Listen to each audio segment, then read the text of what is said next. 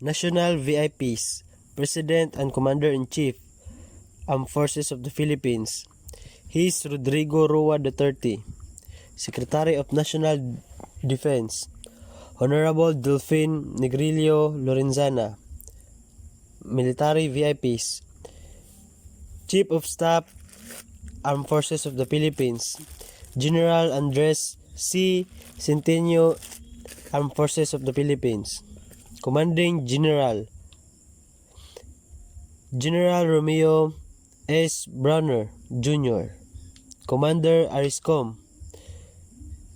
Major General Fernando V. Felipe, Group Commander,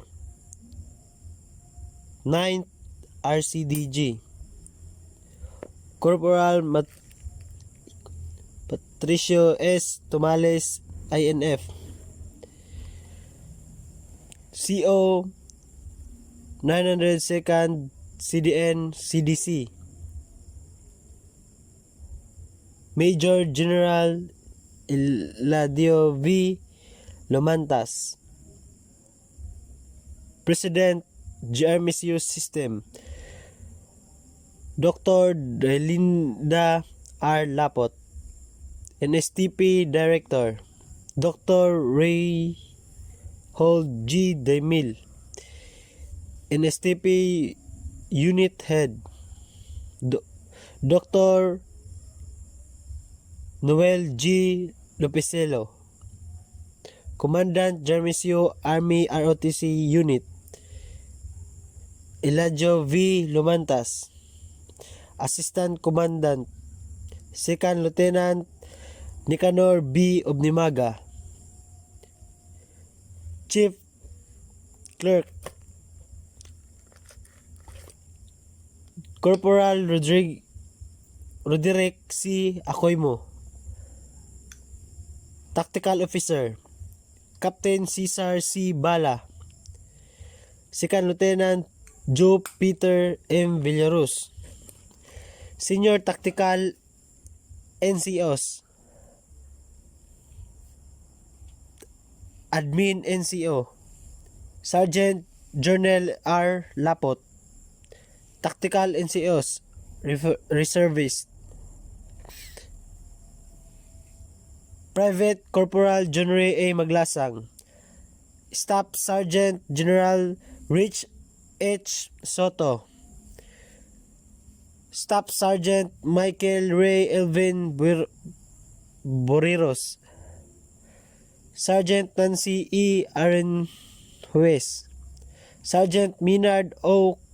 Comisilia. Private Rodel G. Patangan. Private Richie A. De La Rosa. Private Charlene E. Tagapan. Graduate Military Assistant. Private Adam N. Sumalpong. Private Nilo B. Lagreda. Private Jefferson Paglinawan. Private Rico Jack J. Tawataw. Private Glenn Mar G. Olinan. Private Shahara May M. Jalin. Private Jezreel M. Pasculado. Private Vincent Jubilee J. Cadano. Private Ray R. Dayao. Private John Ray Baladares. Private Joven Ray E. Sakal. Private John Fritz C. Cuenca. Private John Paul P. Yorong. Private Michelle B. Andicoy. Private Vance Alistair L. Pagasian. Private Mark Hel S. Lagamon. Private Grisel Faith D. Carino. Private Glyza Claire C. Canoog. Private Jesseline Ilopre. Private Mabel B. Singkay.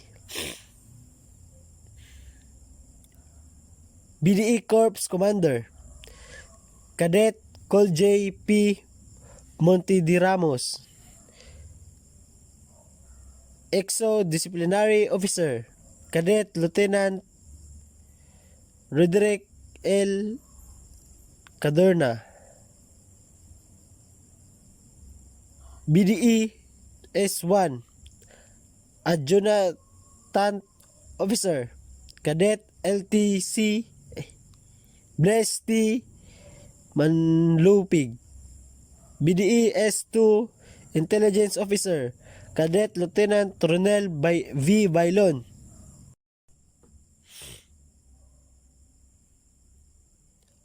BDE S3, Operation Officer, Cadet Lieutenant Ramel P. Samson.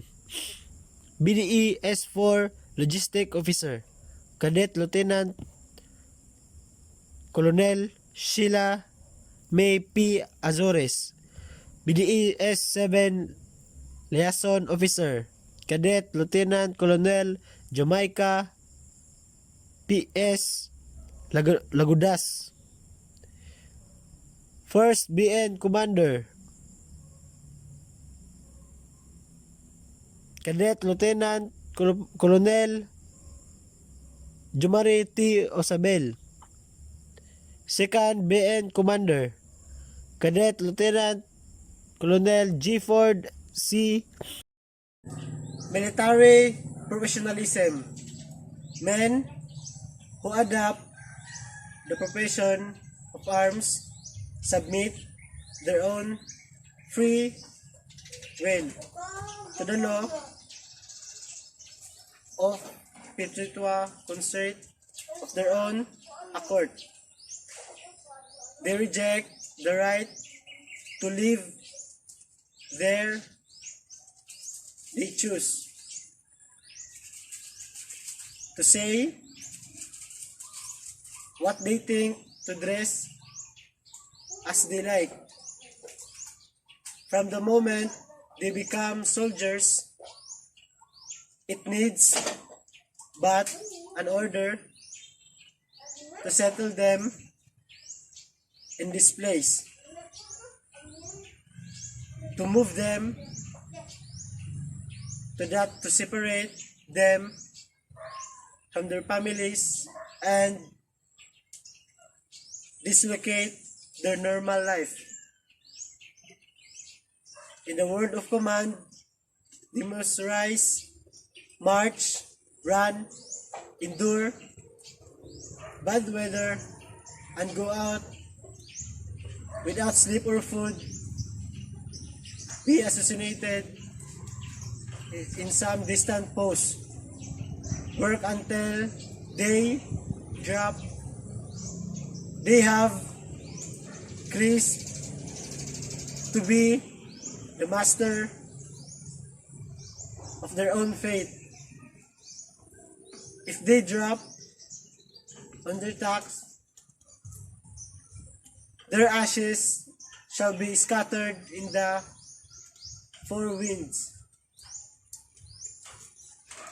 That is all part and parcel in their job.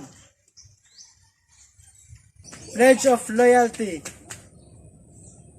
If you work for a man in heaven's name, work for him, speak well of him, and stand by the institution that he represents. Remember, an arms of loyalty is worth a fund of cleverness. If you must grow, condemn, and internally find fault, why not resign your position? And when you are in the outside, down to your heart, constant, but as long as you're part of this institution, do not condemn it. If you do, the face highway that comes along you blow it away, and probably you know why. Military courtesy, an act of politeness, civility, and respect to the personnel in the military organization accord to one another. Military discipline. It is a state of order and obedience existing within a command.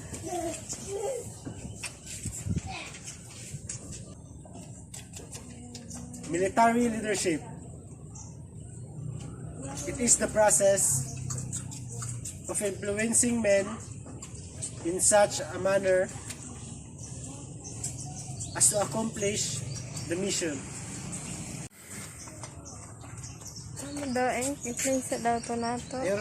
Military secrecy. What you see, what you hear, when you leave it here. Salute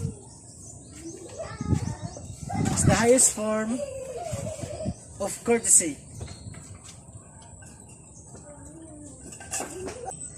11 general orders. 1. To take charge of dispose and all government property in view. 2. To walk by post in military manner, keeping always on alert and observing everything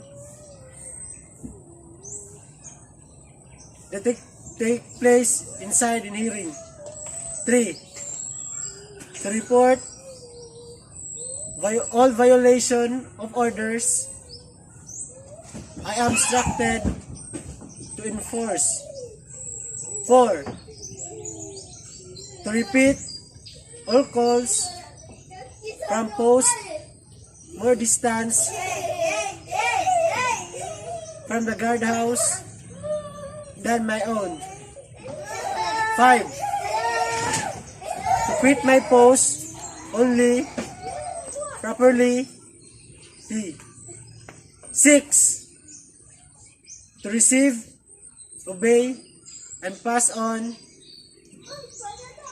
sentinel or leaves or orders from the commanding officer,